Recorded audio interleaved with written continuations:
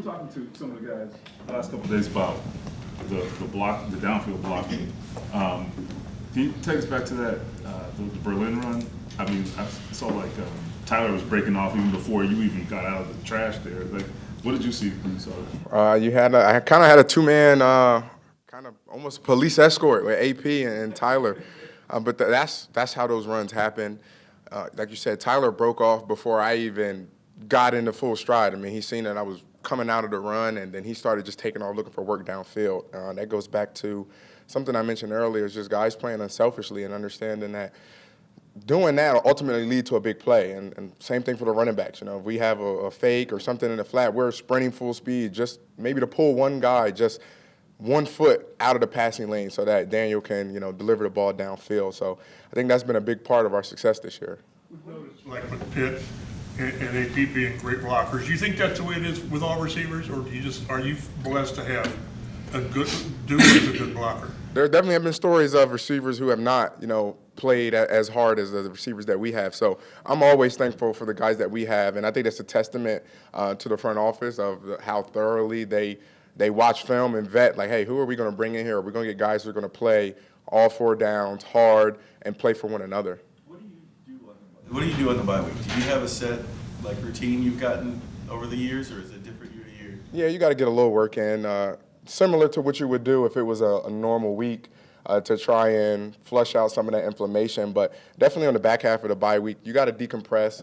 I think that's taking advantage of the bye week. Obviously, if you just spend the whole bye week working like a normal work week, then you really don't get that opportunity to recharge and reset. And I think that ultimately leads to an advantage to other players around the league who may have done so already. So I think it's a good balance between beginning of the bye week, getting some work in, flushing out the inflammation like a normal work week, but then on the back half, being able to just decompress, get some R&R in.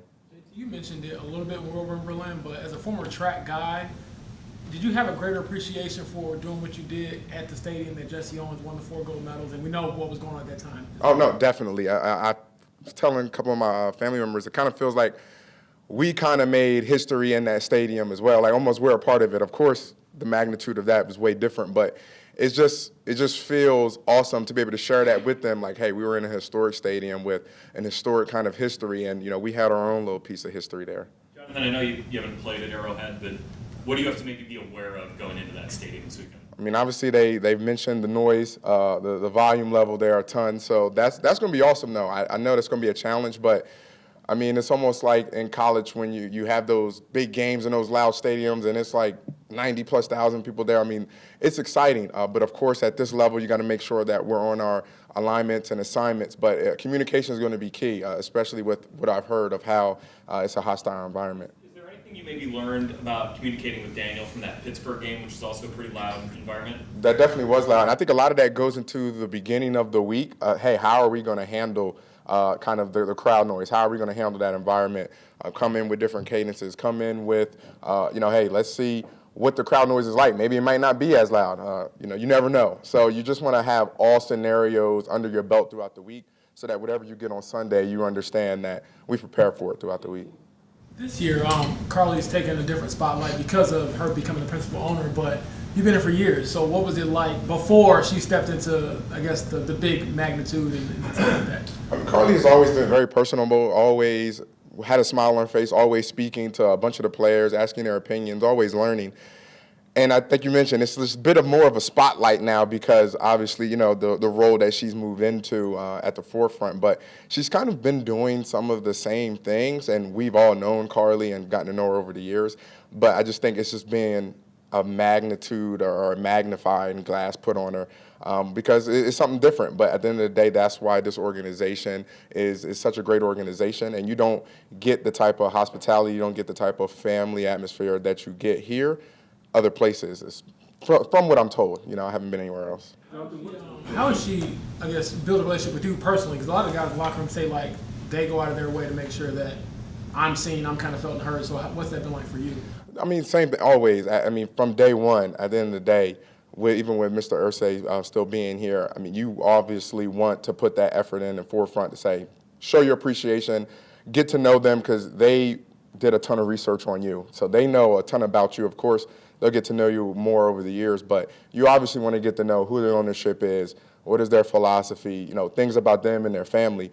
But she's, like you mentioned, she's always gone out of her way to either create time, whether that's a specific, hey, I want to meet with you, or passing by in the hall, having a conversation with you. So that kind of energy being reciprocated, I think, is something that I don't know if it's everywhere, but I haven't heard too many places where ownership is taking a hands-on approach of trying to get to know their players on an individual level. Jonathan, what did that run in Berlin maybe reinforce about patience? You talk about that a lot, right? Just letting the blocks develop or let the play unfold. Did it reinforce anything there? Definitely, but understanding that you can't give up on a play and understanding the situation, too, that we were in. Obviously, we needed a first down, so you keep the legs churning, but, guys just fall off. So being able to keep your eyes up and not just kind of bury in the offensive line and just get what you can get. It's, hey, I'm going to keep my eyes up, I'm going to keep my feet churning, and then you can turn a play into a touchdown like that. What is it about the way Daniel is wired and the way Shane is wired that allows them to have so much synergy? No, they're wired the same. You guys have heard of how Daniel basically lives here. And when you pair that with Shane, I just imagine them in a meeting and they're sitting there for like hours just bouncing ideas off of one another and just thinking, how can we go into this game with the most advantageous looks and put all of us in the best situation possible. Because I mentioned to you guys before, Shane, he's come up before practice, hey, JT, this is what I'm thinking about. It's not on the script, but I want to try this at practice. So when you have a guy like Shane, a coach like Shane that's competitive as he is, and then you have a quarterback like Daniel who's also competitive but also is as dialed in to his craft as he is, you can get special things. How do you, in a game like this, you're playing a team that's won 3 Super Bowls over the last 6 years, was there last year. Shane talks about trying to keep a level head. Do you yourself get hyped up for a big game like this, going to Kansas City to play the Chiefs? Do you try to stay level? How do you try to balance those two ideas? Well, it's always great to go and play a former opponent like this. Like you mentioned, they've won 3 Super Bowls. So understand it's going to be a well-coached team. You don't just win 3 Super Bowls without being well-coached. So understanding you have to stay patient.